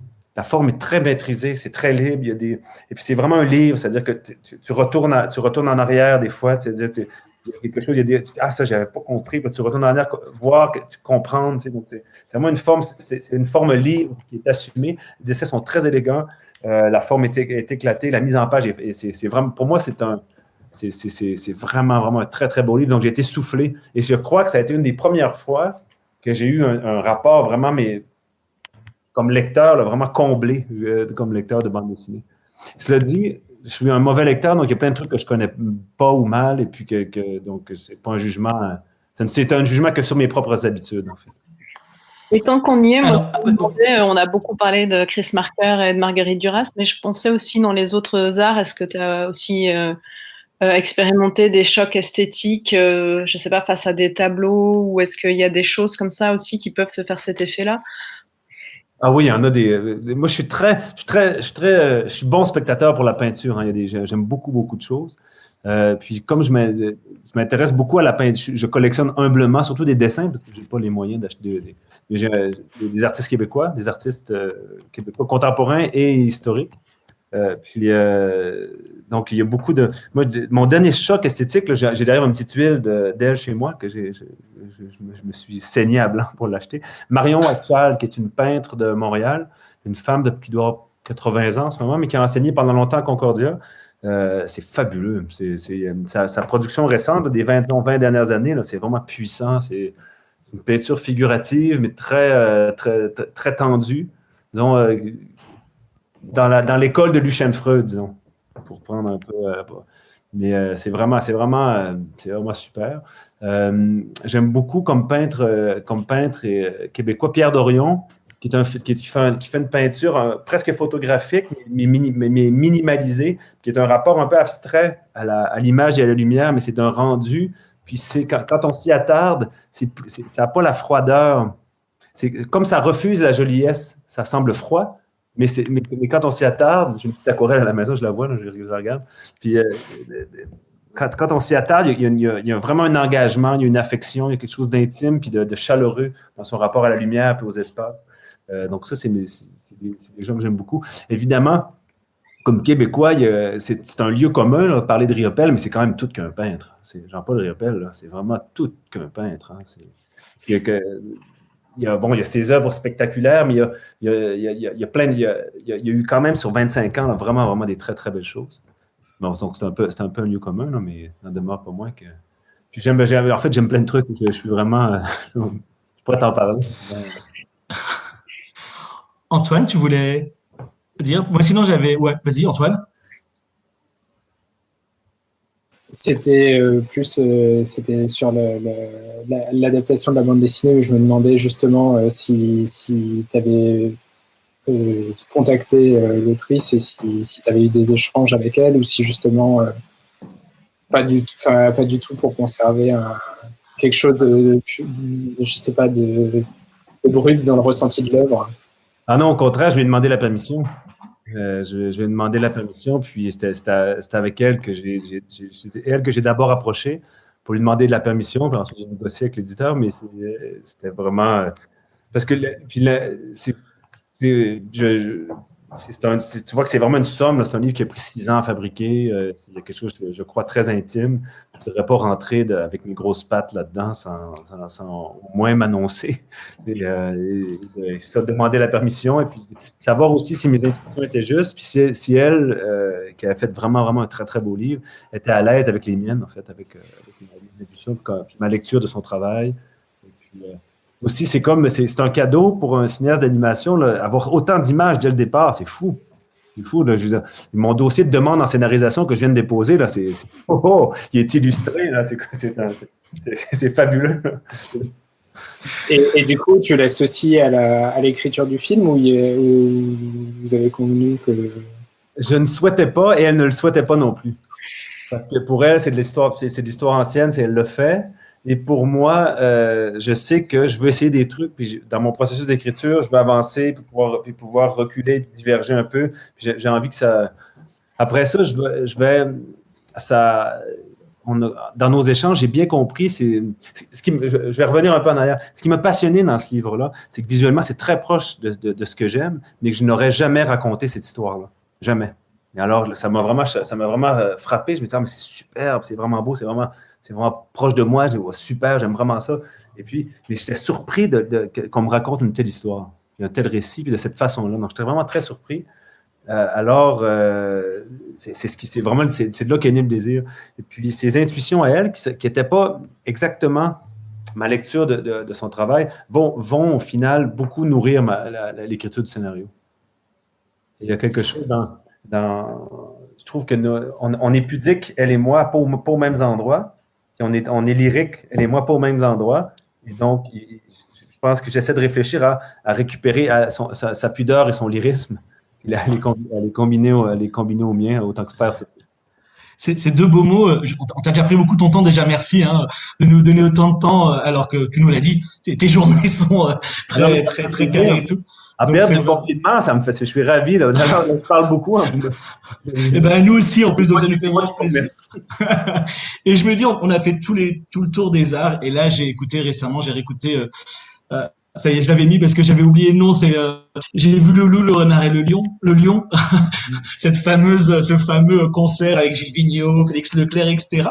Et on n'a pas parlé de musique. Alors moi, je pensais à ça parce qu'on parlait beaucoup de Québec, évidemment, mais ça peut être, je sais pas, moi, il y a plein de Arcade Fire, Godspeed You, Black Emperor plus récent. Il y a plein de choses qui viennent de Montréal. C'est quoi ton rapport à la musique? Est-ce que tu es très classique? C'est quelque chose qui est très fort dans tes films, je trouve, ce rapport à la musique, mais qui a l'air de aussi selon les films. Donc, comment tu travailles ça? Il y a des choses qui... Je butine. Moi, faut dire, ma compagne est une bassoniste de concert avant maintenant, elle travaille, elle est médecin. Mais avant d'être psychiatre, elle était bassoniste de concert. Sa sœur est une oboïste de concert. Mon frère est un compositeur de musique actuelle et contrebassiste. Donc, moi, je suis pas très musicien, en fait. Donc, puis j'ai une culture limitée en musique, mais je butine.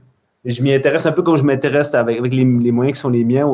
Donc, c'est vraiment très éclaté. J'ai pas de spécialisation. Là. Je butine à gauche et à droite. Puis, mais c'est toujours un vrai plaisir. Puis, je dois avouer aussi comme j'accorde beaucoup d'importance à la conception sonore, j'aborde la musique comme un des éléments de la conception sonore. C'est à la fois dans ses capacités de donner du rythme, de densifier ou d'étirer du temps, mais aussi pour la première fois, de susciter un peu des affects ou de tenir un affect. Dans Archipel, c'est la première fois que je me permets ça.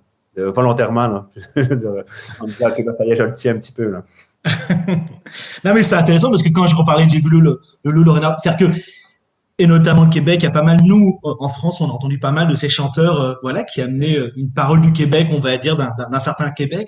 Et je trouvais ça intéressant parce que tu disais tout à l'heure que l'art avait du mal à changer peut-être les choses, en tout cas le changement. J'ai l'impression que peut-être que si l'un des arts était peut-être le plus évident dans le changement, c'était la musique, c'était la chanson et c'était quelque chose de beaucoup plus direct finalement que le reste.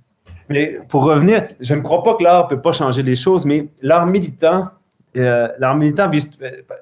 c'est l'art qui change. C'est sûr que l'art, comme étant central à nos expériences, là, comme personne, c'est sûr qu'il change les choses parce que sont au cœur de notre vie, puis notre expérience, puis notre rapport au monde. Donc, c'est sûr que l'art change tout.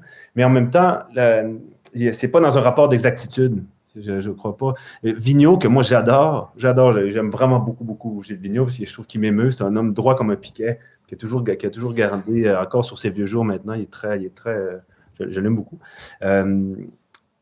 Vigneault, certes, c'est un grand indépendantiste, convaincu, tout ça, amoureux de son peuple, mais surtout des gens qui sont au Québec.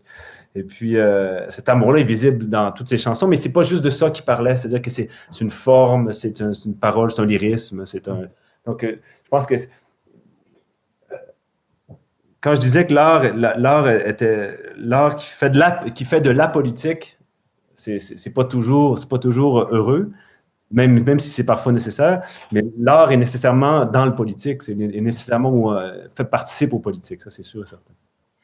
Pour revenir, désolé, mais je reviens toujours à des choses des fois un peu terre à terre, parce que nous, il y a quelque chose, je pense, dans nous quatre en tout cas, et je pense un peu plus, on était très déçus. Évidemment, c'est le peu de retour et le peu d'entrée qu'il y a pu avoir sur Villeneuve ici en France.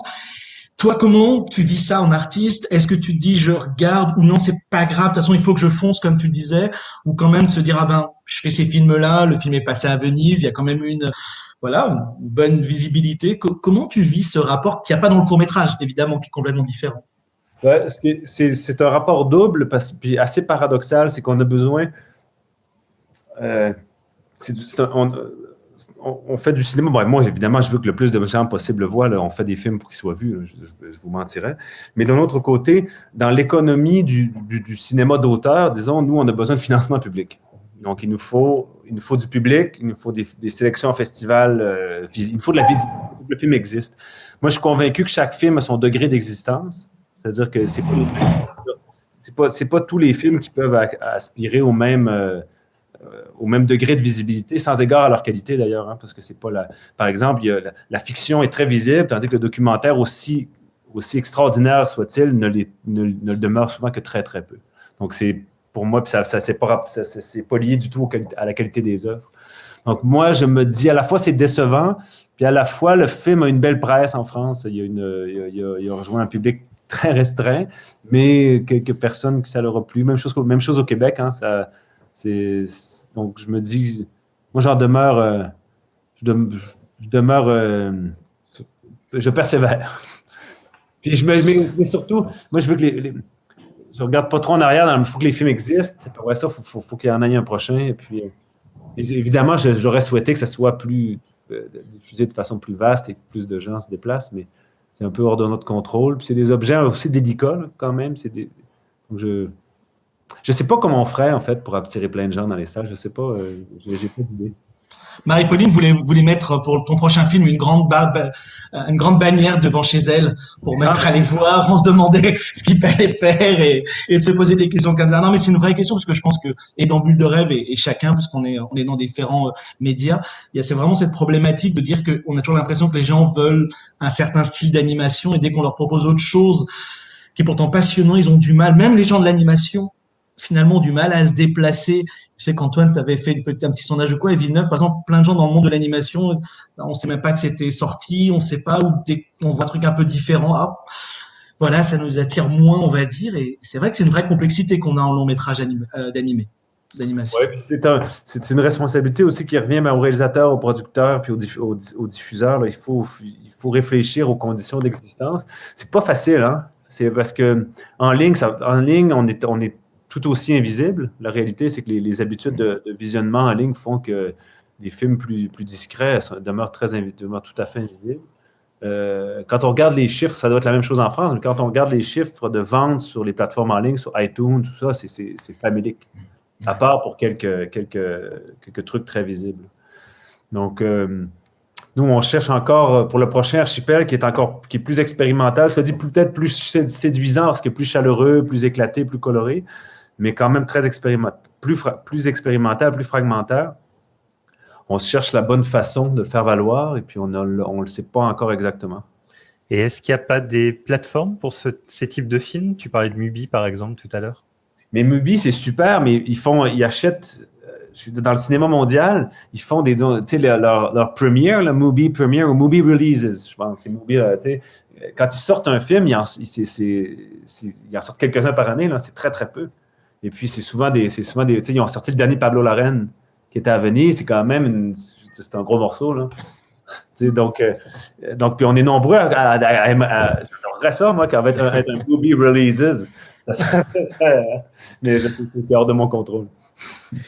Quand tu dis que ça fait partie des réflexions que vous avez encore maintenant, ça peut influencer d'une certaine manière sur tes projets à venir ou même sur Archipel? Ça peut changer quelque chose de devoir penser à ça? En fait, on est tenu à. C'est le paradoxe, mais je sais pas comment ça pourrait être autrement. C'est qu'à la fois, ils jugent nos projets évidemment sur la qualité, mais aussi sur le mérite. Donc, le mérite, si c'est pas des entrées, c'est des festivals ou des prix ou des trucs. Donc, ils nous disent, moi, le genre de cinéma que je fais, si j'ai pas des belles premières, je me fais taper sur les doigts, hein, parce que je me fais. Ils disent, bon, il y a pas grand monde en salle. Puis en plus, je veux dire. Si on ne circule pas en festival et si les gens ne viennent pas le voir en salle, c'est... Donc, par exemple, pardon, mais c'est intéressant, j'allais te poser des questions, le fait d'avoir Venise quand même pour Villeneuve, là, tu vas pas nous le dire, mais je suppose que vous recherchez, ou Berlin, ou Cannes, enfin voilà, les gros festivals qui vont arriver en début d'année. Ça, c'est vraiment quelque chose, en tout cas, vous réfléchissez, de dire, faut finir le film quand même à ce moment-là, parce que là, on a la chance d'avoir possiblement un festival comme ça. Moi, je brusque pas la finition du film, mais j'essaie d'ajuster mon calendrier quand même. Donc, Archipel, j'ai bien voulu le finir là, parce que je savais que, donc c'était prévu d'avance, mais c'était aussi avec une tête, on ouvre l'année de festival, on va soumettre donc on a toute l'année devant nous, là, donc c'est parfait. C'est un film de festival, donc ça serait bête ça aurait été bête de ne pas le finir à temps, parce qu'on aurait manqué. On aurait été en moitié de saison, ou ça aurait été bête de tout brusquer pour finir plus tôt, j'ai l'impression. Donc, oui, on essaie. Mais paradoxalement, c'est notre premier. Puis les films vivent aussi beaucoup avec les sauts de qualité des festivals. C'est que c'est à la fois ridicule et à la fois essentiel. C'est comme un paradoxe. Qui est toujours complexe, en effet, de se dire, je veux quand même, ces gros festivals, même si des fois on peut être mangé aussi d'ailleurs par ces gros festivals, c'est toujours un peu. Toi, tu aimes ça pour peut-être finir, on va pas te prendre trop de temps, mais là pour finir, juste, on s'est vu quelques fois dans les festivals, c'est un vrai bonheur pour toi. Tu parlais de contact, d'aller et que les gens te parlent de tes films et qu'il y ait ce rapport-là, enfin. C'est sûr que c'est agréable, mais c'est des vacances aussi. Là, on travaille un peu, là, on rencontre des gens, mais on prend des coups, puis on voit plein de monde, on voit plein de films. C'est des vacances, ça, c'est vraiment chouette. Après ça, moi, c'est sûr que j'en fais beaucoup, beaucoup moins là, avec 2 enfants, parce que j'ai eu une décennie avec mes cours, j'ai voyagé beaucoup, j'ai fait plein de cours, plein de festivals. C'est chouette. Mais là, avec les enfants, tout ça, je voyage beaucoup moins. Je me permets quand même en temps de non, avant la pandémie, je me permettais un peu de voyage quand même, quelques-uns par film, disons. Mais cela dit, il y a quelque chose de ridicule dans le caractère compétitif. C'est que c'est tellement C'est tellement beaucoup d'appelés et peu d'élus dans les grands festivals. D'un autre côté, une sélection prestigieuse, un festival d'importance, ça fait exister un film aussi. Donc, c'est précieux. C'est-à-dire que je connais peu de réalisatrices ou de réalisateurs qui refuseraient. Alors, Justement, toute honnêteté, là. des gens comme la Ioni qui aujourd'hui, à son âge, on va dire, en tout cas avec sa carrière, se permettent d'être hors compétition et qui veut surtout pas être en compétition, c'est quelque chose que tu aimerais bien à un moment donné pouvoir dire non, je veux plus être en compétition dans ce jeu-là, je veux que mes films soient vus, mais plus en compétition. Mais moi, j'aime le principe de compétition, honnêtement, c'est sûr que c'est chouette d'être dans la sélection principale. Ça, c'est sûr, dans tous les festivals. Après ça, l'important, c'est quand même que le film soit reconnu. Et puis, donc, ça permet quand même, dans la masse de films qui se font, les gens regardent les sélections de Berlin, de Rotterdam, de Cannes, de Locarno, de Venise, Toronto, disons. Puis Sundance. Je veux dire, c'est pas mal ça. Donc oui. Marie-Pauline, peut-être tu vas conclure cet entretien. Merci encore, hein, Félix, pour tout ce temps-là. Je me suis emporté, hein, c'est ça, là, je fais jamais de rencontre. Hein. En fait, on s'arrête juste parce que là, ça fait plus d'1h10, 1h40 qu'on pourrait continuer, je pense, encore assez longtemps. Donc, c'est pour ça que je me dis qu'il vaut mieux qu'on arrête, sinon on en aurait pour longtemps encore. Oui. Bientôt, on a dit qu'on en faisait une deuxième autour d'Archipel, donc il faut qu'on garde un petit peu des choses des questions à poser. Ah bah, avec plaisir. En tout cas, merci beaucoup de ta présence, de ta disponibilité. Et puis, bonne fin de confinement. Et puis, on attend avec impatience des nouvelles d'Archipel, donc pour le découvrir dans un grand festival. J'ai hâte de vous le présenter avec grand plaisir. Puis j'espère que ça vous plaira. Puis merci de l'invitation et de votre écoute.